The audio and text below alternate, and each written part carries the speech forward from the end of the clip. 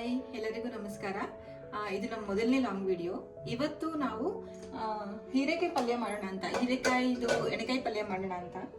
ಈ ತರ ಕಟ್ ಮಾಡ್ಕೋಬೇಕು ನೋಡಿ, ಈ ತರ ಕಟ್ ಮಾಡ್ಕೋಬೇಕು. ತುಂಬಾ ಜನಕ್ಕೆ ಬದನೆಕಾಯಿ ಅಲರ್ಜಿ ಇರುತ್ತೆ, ಸೊ ಆದ್ರೆ ಅವರಿಗೆ ಎಣ್ಣೆಕಾಯಿ ತಿನ್ಬೇಕಂತ ಇಷ್ಟ ಇರುತ್ತೆ. ಬದನೆಕಾಯಿ ಎಣ್ಣೆಕಾಯಿ ಪಲ್ಯ ಬದಲು ಹೀರೆಕಾಯಿಲಿ ಹೇಗೆ ಮಾಡೋದು ಅಂತ ತೋರಿಸ್ಕೊಡ್ತೀನಿ, ಓಕೆನಾ? ಸರಿ ಬನ್ನಿ. ಅದಕ್ಕೆ ಮೊದಲು ಕಡಲೆ ಬೀಜನ ಫ್ರೈ ಮಾಡ್ಕೊಳ್ಳೋಣ. ಕಡಾಯಿ ಬಿಸಿಯಾಗಿದೆ ಇವಾಗ, ಅದಕ್ಕೆ ಸ್ವಲ್ಪ 1-2 ಸ್ಪೂನ್ ಆಗೋಷ್ಟು ಕಡಲೆ ಬೀಜನ ಹಾಕೋತಾ ಇದ್ದೀನಿ. ಇದನ್ನ ಚೆನ್ನಾಗಿ ಫ್ರೈ ಮಾಡ್ಕೊಳ್ಳೋಣ. ಕಡಲೆ ಬೀಜ ಚೆನ್ನಾಗಿ ಕ್ರಿಸ್ಪಿ ಆಗೋವರೆಗೂ ಚೆನ್ನಾಗಿ ಫ್ರೈ ಮಾಡ್ಕೊಳ್ಳೋಣ.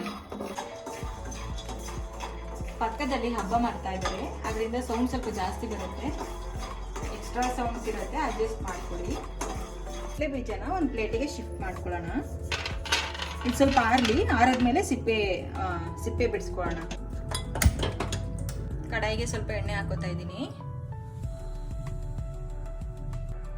ನೋಡಿ. ಹೀರೆಕಾಯಿ ಈ ತರ ಕಟ್ ಮಾಡ್ಕೋಬೇಕು. ಸಿಪ್ಪೆ ತಗೊಂಡು ಈ ತರ ಕಟ್ ಮಾಡ್ಕೋಬೇಕು. 4 ಭಾಗ ಮಾಡ್ಕೊಂಡಿದ್ದೀನಿ ಹೀರೆಕಾಯಿನ. ಇದ್ರ ಸಿಪ್ಪೆ ವೇಸ್ಟ್ ಆಗಲ್ಲ. ಸಿಪ್ಪೆಲಿ ನಾವು ಚಟ್ನಿ ಮಾಡ್ಬೋದು, ಸೂಪರ್ ಆಗಿರುತ್ತೆ ಅದು. ನೆಕ್ಸ್ಟ್ ಯಾವಾಗಾರ ಮಾಡಿ ತೋರಿಸ್ತೀನಿ.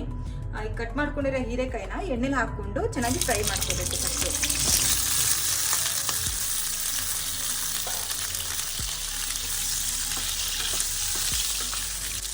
ಹೀರೆಕಾಯಿ ಇಷ್ಟು ಫ್ರೈ ಆದರೆ ಸಾಕು. ಇದನ್ನ ಬೌಲಿಗೆ ಚೇಂಜ್ ಮಾಡ್ಕೊಳ್ಳೋಣ.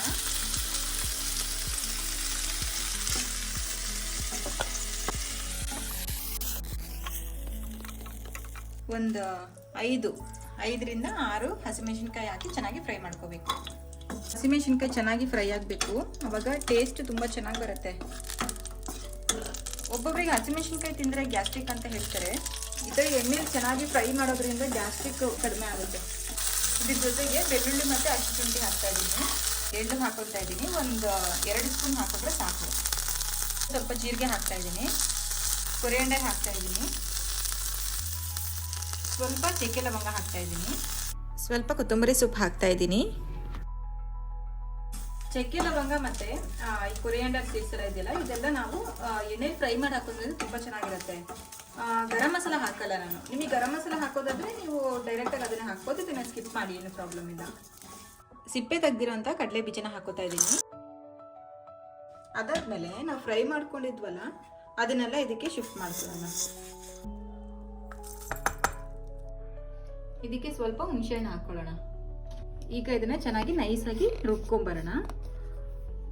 ಒಗ್ಗರಣೆಗೆ ಮೊದಲು ಎಣ್ಣೆ ಹಾಕೊಳ್ಳೋಣ. ಎಣ್ಣೆ ಸ್ವಲ್ಪ ಜಾಸ್ತಿ ಇರಬೇಕು, ಎಣ್ಣೆಗೆ ಈಗಾಗಲೇ ಚಂದ ಇರೋದು. ಸ್ವಲ್ಪ ಸಾಸಿವೆ ಹಾಕೋತಾ ಇದ್ದೀನಿ. ಸಾಸಿವೆ ಚೆನ್ನಾಗಿ ಸಿಡಿದಿದೆ. ಇವಾಗ ಕರ್ಬೇವಿನ ಸೊಪ್ಪನ್ನು ಹಾಕೊಳ್ಳೋಣ. ಜೊತೆಗೆ ನಾವು ಕಟ್ ಮಾಡಿ ಇಟ್ಕೊಂಡಿದ್ದಂತಹ ಈರುಳ್ಳಿ ಸ್ವಲ್ಪ ಹಾಕೊಳ್ಳೋಣ. ಈರುಳ್ಳಿ ಚೆನ್ನಾಗಿ ಫ್ರೈ ಆಗ್ತದೆ. ಇದಕ್ಕೆ ಸ್ವಲ್ಪ ಸಾಲ್ಟ್ ಹಾಕೋಣ. ಈ ಟೈಮಲ್ಲಿ ಉಪ್ಪು ಹಾಕಿದ್ರೆ ಈರುಳ್ಳಿನೂ ಬೇಗ ಬೇಯುತ್ತೆ. ಈರುಳ್ಳಿ ಚೆನ್ನಾಗಿ ಫ್ರೈ ಆದಮೇಲೆ ನಾವು ಫ್ರೈ ಮಾಡಿಟ್ಟಿದ್ದಂತಹ ಹೀರೆಕಾಯಿನ ಸೇರಿಸೋಣ ಇದಕ್ಕೆ.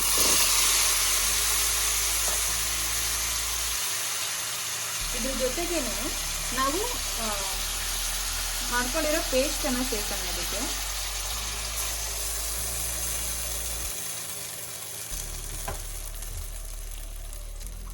ಸ್ವಲ್ಪ ಅರಿಶಿನ ಪುಡಿ ಹಾಕ್ತಾ ಇದ್ದೀನಿ. ಈಗ ಇದನ್ನ ಚೆನ್ನಾಗಿ ಮಿಕ್ಸ್ ಮಾಡ್ಕೊಳ್ಳೋಣ.